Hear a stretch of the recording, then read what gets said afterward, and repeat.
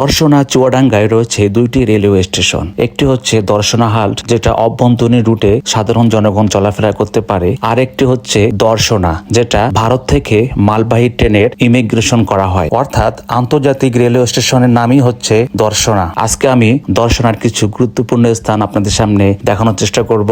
Darshana immigration checkpost এবং Darshana রেলবন্দর border ঘেঁষা কিছু গুরুত্বপূর্ণ সিনারি। আমি এই মুহূর্তে রয়েছি যশোর বেনাপোলে। আমি যাচ্ছি বেনাপোল রেল স্টেশনে। এই রেল স্টেশন ধরে আমি দর্শনা হাল্টে যাব। আমার ট্রেনের সময়সূচি হচ্ছে 12টা 25 মিনিটে।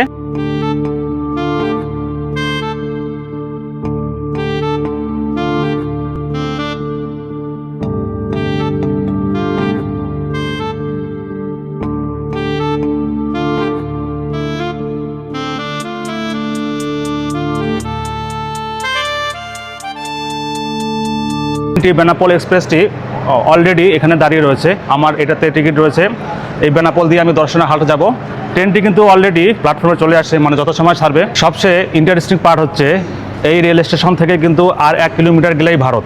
মানে এটা আপনার যশোর বেনাপোলের বাংলাদেশের শেষ প্রান্তে কিন্তু একটা রেল স্টেশন, বেনাপোল স্টেশন।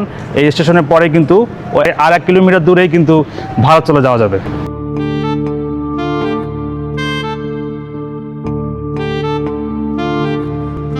নম্বর হচ্ছে ঝতে যে আমাকে সিট নিতে হবে, তো আমি বগি খুঁজতেছি। এইটাই মনে হয় বগি। এই হ্যাঁ, এই যে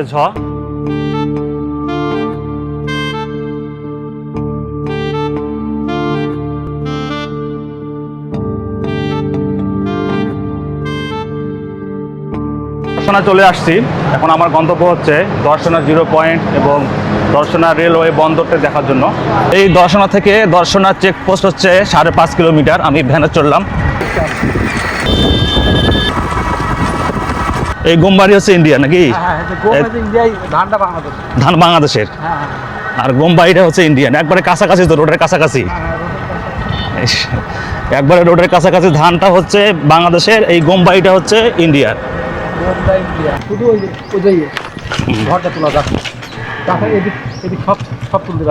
আমি দর্শনা চেকপোস্টে রয়েছে। এখানে বিজিবি, মানে এখানে ভিডিও করা একবারে নিষেধ।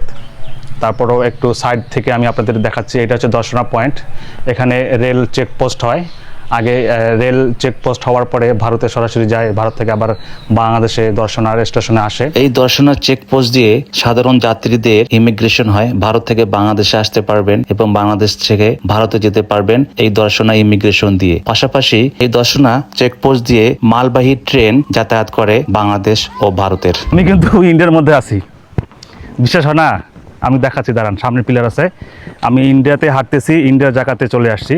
এই জায়গায় কিন্তু যাওয়া আসা একটু মানে নিরাপদ, সবাই দেখতেছে যায়। এই যে আমি একটু আপনাদের দেখাই, এই যে দেখেন, এই যে কি ইন্ডিয়া।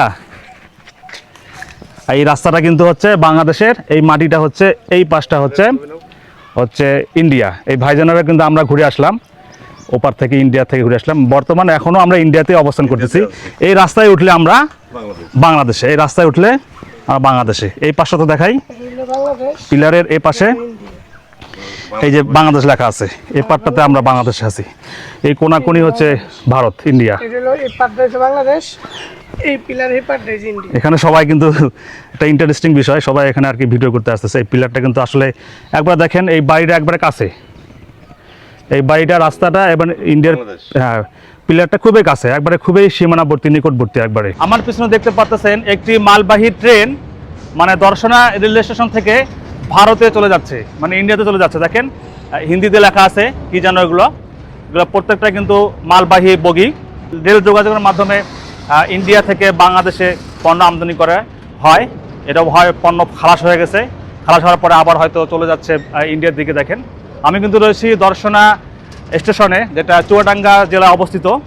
এই স্টেশন ধরে কিন্তু বাংলাদেশ এবং ভারতের সঙ্গে আন্তর্জাতিক ব্যবসা করে থাকে এই রেল বন্দরের মাধ্যমে।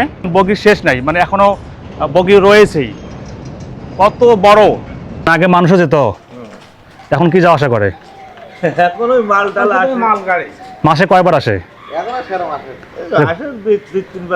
এখন যে একটা ট্রেনগুলো দেখলাম, আনলোড করবে। এই পরে মানে কি স্টেশন কি আছে এটা? এটা এরপরে ভারতের গেজে কি স্টেশন এটা? ভারতের গেজে গেজের গেজে গেজে গেজে। গেজে। এখান থেকে মানে এই দর্শনা শুধু ওই যে মাল নিয়ে আসার জন্য ব্যবহার হয়, এমনি সাধারণ মানে না না, আগে মৈত্রী চলতো, এখন আর মৈত্রী চলে না। মৈত্রী তো বন্ধ হয়ে গেছে। 5 আগস্টের পর থেকে মৈত্রী বন্ধ হয়ে গেছে। আচ্ছা আচ্ছা।